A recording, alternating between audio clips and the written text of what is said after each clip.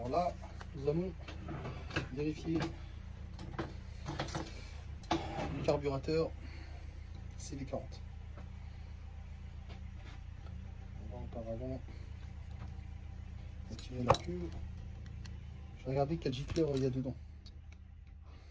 D'accord. Ah non, ça c'est du métrique, c'est ça. Ça va être ça. Tout à fait. Ok.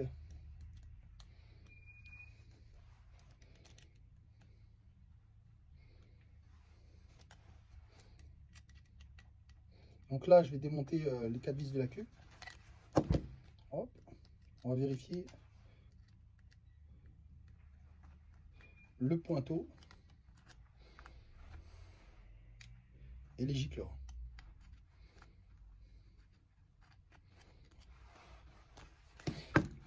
Bon, j'ai pas préparé le truc, sinon j'aurais déjà dévissé. Alors, carburateur, là, c'est les 40. Dessus, j'ai mis de nouvelles vis. J'ai mis des vis à laine. C'est beaucoup plus simple à démonter. Le joint neuf.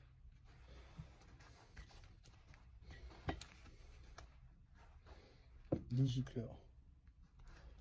Très bon état.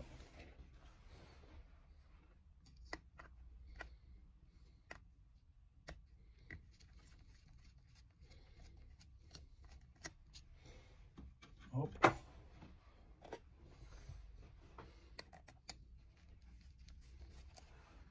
Ok. Voilà. Alors là, je vais regarder.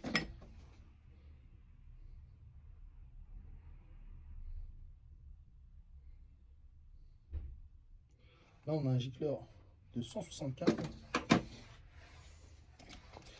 De 175. Et un gicleur intermédiaire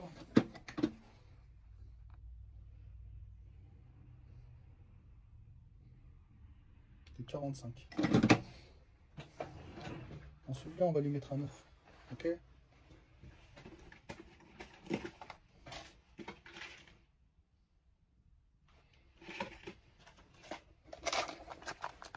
Alors, si on monte 9, et des moins 9.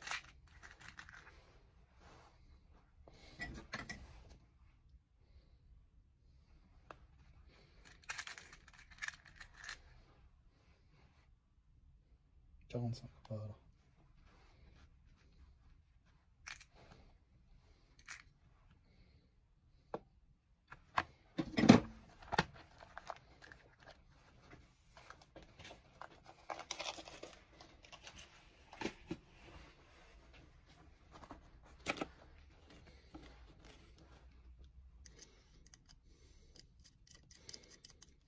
Juste bien. Alors surtout, faut pas mettre de l'optique là-dessus. Hein. Faut juste bien serrer sans trop forcer, parce que c'est de l'alu. Hein.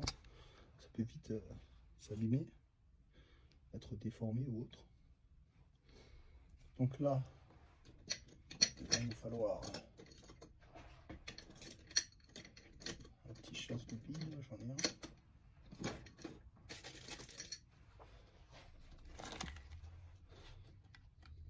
Pour regarder le pointeau, il faut forcément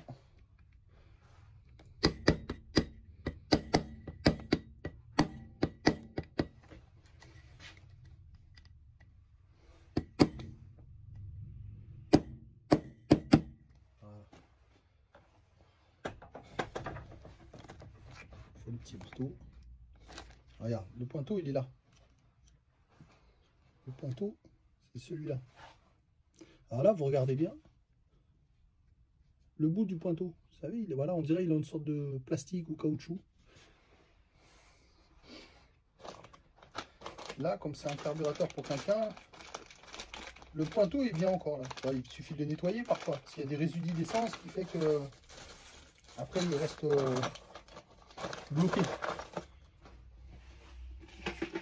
Mais bon, là c'est pour quelqu'un. On va lui mettre un 9. Tu vois, on va pas faire pour le nettoyer.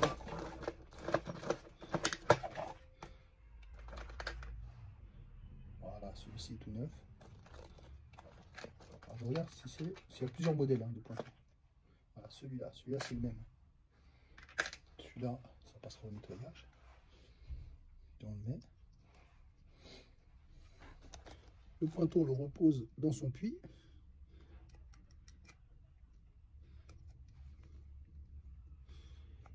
Voilà.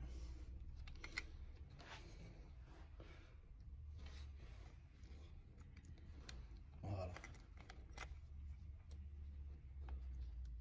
Ah, non. Attention, c'est que ça sort de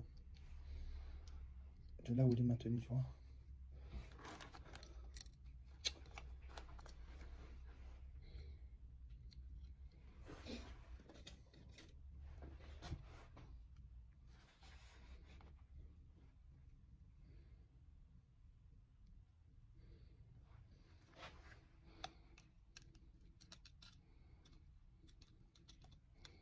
Voilà. Allez, on remet. Il n'y a pas grand chose, mais là je remets la petite barre qui tient. Tu vois, il y a une petite barre, je la remets pour réinstaller correctement.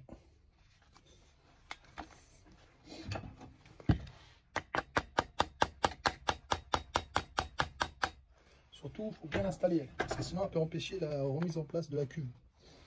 La cuve, ça a été changé, c'est neuf. Le joint est neuf.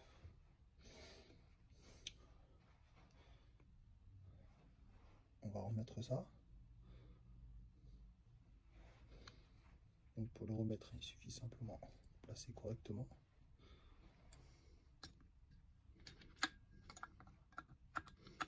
Voilà. Et de remettre les 4 vis.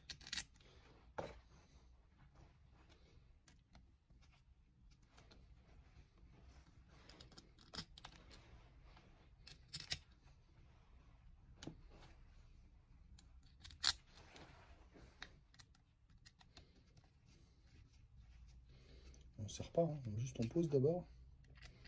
Parce que ça, la cuve s'emboîte. Vous voyez un petit clip sur certains modèles.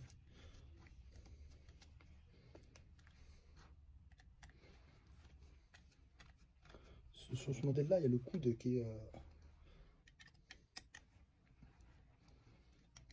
soudé en une pièce. Le coude de la vie de cuve. Voilà, très bien. On va regarder quoi maintenant? La pompe. Est-ce que la pompe est en bon état? On va regarder. On va un autre chiffon là pour bloquer, ça casse le bonbon là.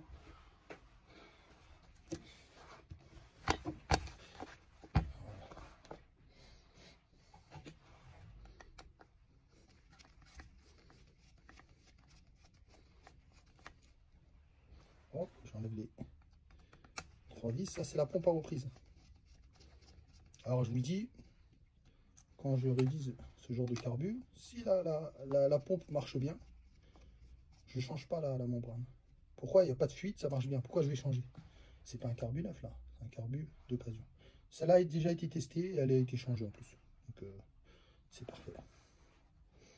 Je vous dis ça, pourquoi? Vous allez me dire, oui, mais comment il le sait? Parce que quand je fais des tests, je mets de l'essence dedans et tout, regardez. Elle est toute neuve cette membrane, c'est une membrane neuve. Tu vois? Ici, il ne faut pas oublier le joint ici, là. Sinon ça fuit. Donc la membrane est neuve.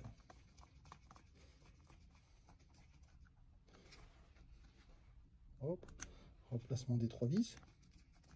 Donc là, on a vérifié en quelques minutes les gicleurs. Puis, on a vérifié l'état de la membrane de la pompe à reprise. Celle-ci, elle permet de, quand la bécane est éteinte, on accélère, ça jette un jet dans le corps du carburateur qui va dans l'admission. Là, maintenant, on va regarder. J'ai déjà fait tout ça, mais il vaut mieux vérifier 2 fois. Ça, on est sûr que tout est bon. Ah, il y a ça.